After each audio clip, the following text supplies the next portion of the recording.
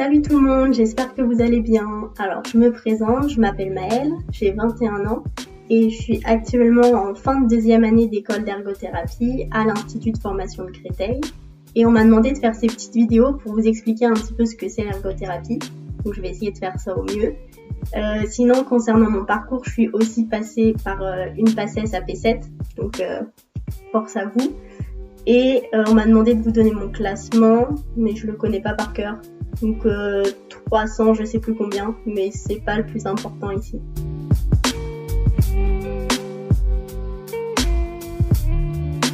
Alors la première question qu'on m'a posée, c'est globalement comment on passait de PACES à Ergo.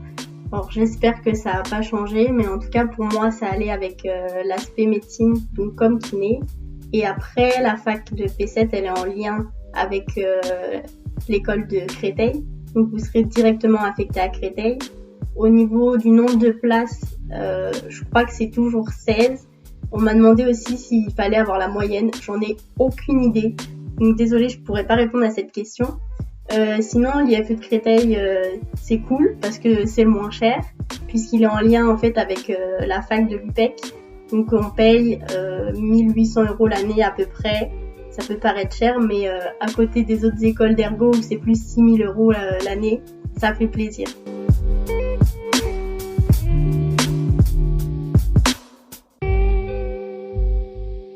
Au niveau des études, c'est des études qui se font en 3 ans, donc aboutissent à un niveau Bac plus 3. Sur ces 3 ans, on a à la fois des cours théoriques, donc pour avoir toutes les bases au niveau anatomie, neurologie, physiologie, psychiatrie, enfin voilà, on voit pas mal de pathologies, donc c'est assez intéressant.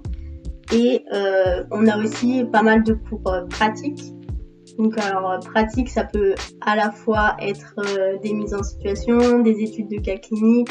On a aussi pas mal d'activités manuelles, donc on a des cours de menuiserie, de couture, de terre, pour ensuite en fait reprendre ces activités-là avec les patients.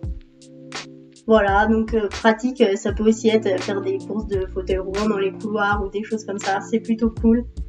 Au niveau du quota d'heures de cours par semaine, j'aurais pas de nombre à vous donner comme ça. Ça peut être assez conséquent, mais franchement c'est faisable. Et au niveau du travail personnel, je vais pas vous mentir, en sortant de PACES, c'est très très chill. Parce que au niveau de toutes les bases théoriques qu'on demande, il y a beaucoup de choses que vous aurez déjà vues. Donc c'est cool, ça fait un petit peu de repos quand même. Voilà, après il y a quand même du travail, mais rien à voir avec cette année que vous êtes en train de vivre. Et au niveau des stages, on a 1 mois en première année, 2 fois 2 mois en deuxième année et 2 fois 2 mois en troisième année. Donc ça fait 9 mois de stage en tout. Et c'est vraiment génial, ça permet d'être imprégné dans le milieu professionnel rapidement et je trouve que c'est vraiment là où on apprend le plus.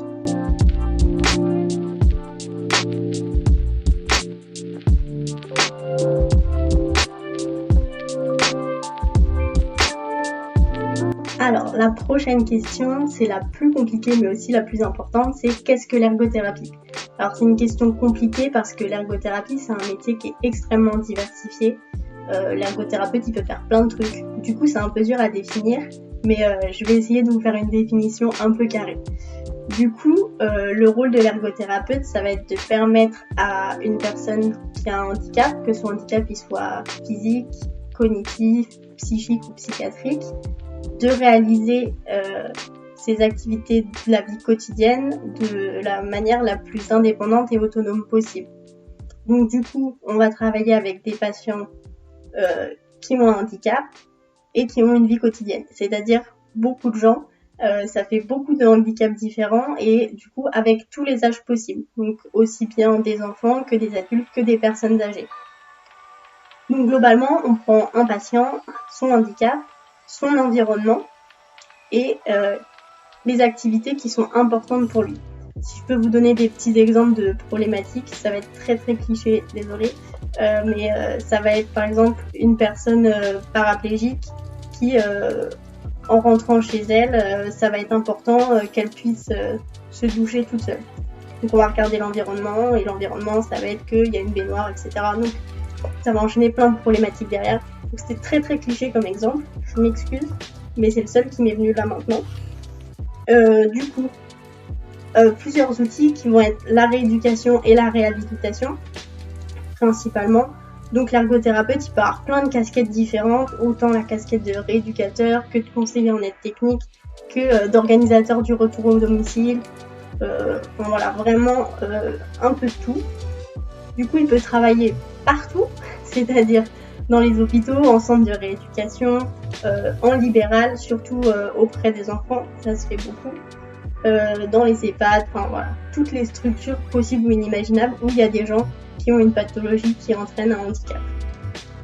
Donc du coup, il peut être amené à travailler en équipe, forcément, parce que même de toute façon en libéral, c'est rare que l'ergothérapeute travaille tout seul. On m'a demandé les qualités requises. Les qualités requises, je dirais l'écoute, c'est pas mal, la patience, la bienveillance, évidemment, un peu de créativité quand même, ouais, beaucoup de créativité même, pour répondre à toutes les problématiques possibles. Et il y a 2 questions qui m'ont fait rire. La première, c'est est-ce qu'il faut des qualités physiques ? C'est évidemment oui. Et est-ce qu'il faut... quels outils ou machines on utilise ? Alors, on utilise aussi bien du matériel un peu stylé, nouvelles technologies, des ordinateurs avec des commandes oculaires, des fauteuils roulants électriques trop stylés, que des enfile-bas. C'est des trucs pour enfiler tes chaussettes quand tu peux pas te baisser. Donc pareil, au niveau matériel, on est très diversifié.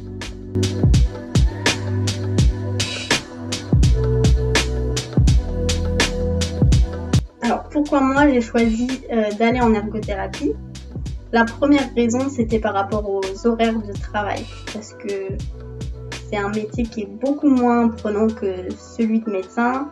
On travaille globalement, je sais pas, de 9h à 17h et pas le week-end, pas la nuit.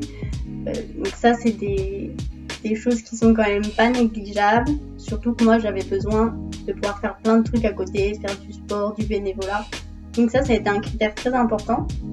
L'autre critère, c'est la diversité du métier, parce que comme vous l'aurez compris, on peut travailler avec vraiment tout type de handicap, tout type de personnes, tout type de problématiques. Et finalement, d'un service à un autre, c'est comme si on changeait de métier. Donc ça, c'est vraiment une richesse. Et le dernier critère important pour moi, ça a été l'approche du patient, que je trouve extrêmement intéressante, puisqu'elle est dans la vie quotidienne du patient. En fait, on s'intéresse vraiment à qui il est, ce qui est important pour lui, et plus du tout à quel est son handicap, quelle est sa pathologie. On s'arrête plus à la pathologie, mais vraiment à qui est la personne. Donc c'est vraiment une approche humaine que je recherchais et que j'ai trouvé du coup en ergothérapie et que je trouvais pas forcément en médecine.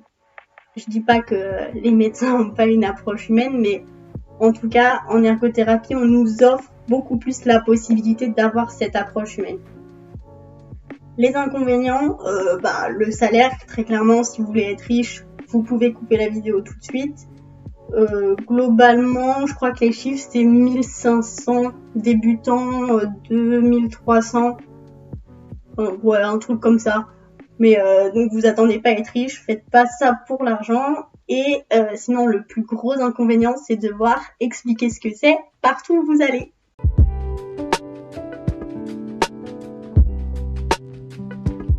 Alors, en ce qui concerne kiné et psychomote, c'est vrai qu'avec l'ergo, c'est 3 professions qui sont souvent confondues et il faut l'avouer sur le terrain, parfois ça marche un peu dessus, mais c'est normal parce que c'est 3 professionnels de la rééducation, donc c'est des patients en commun, des problématiques communes. Et pourtant, il ne faut pas oublier que chacun a son domaine de compétences et chacun a une approche différente et finalement, ces 3 approches, elles vont être complémentaires et extrêmement bénéfiques chacune à leur manière pour le patient. L'approche ergo qui finalement différencie un peu l'ergothérapeute des autres professionnels, ça va vraiment être le fait d'être ancré dans la vie quotidienne du patient, de s'intéresser à son environnement, donc environnement physique, que ce soit son domicile, son lieu de travail, tout ce qui entoure au niveau matériel, et son environnement humain, donc pour le coup l'entourage familial, etc. Donc je disais tout à l'heure, c'est 3 professionnels de la rééducation Et ce qu'on aime bien dire en ergothérapie, c'est que l'ergothérapeute, il rééduque par l'activité pour l'activité. Donc vraiment toujours avec ce but de, dans la vie quotidienne du patient, à quoi ça va lui servir. Et sinon, c'est aussi le fait de toujours s'intéresser à qu'est-ce qui est important pour le patient, ce qu'on ne retrouve pas forcément dans les autres professions.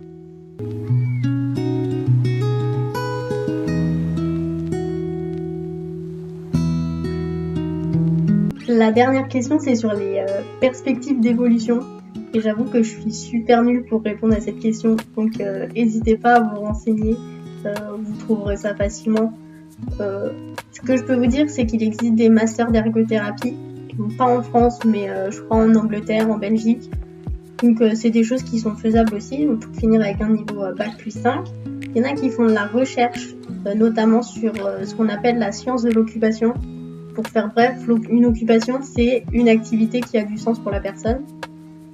Donc oui, c'est un petit peu nouveau en France, c'est quelque chose qu'on ne connaît pas bien, donc il y a pas mal de recherches là-dessus.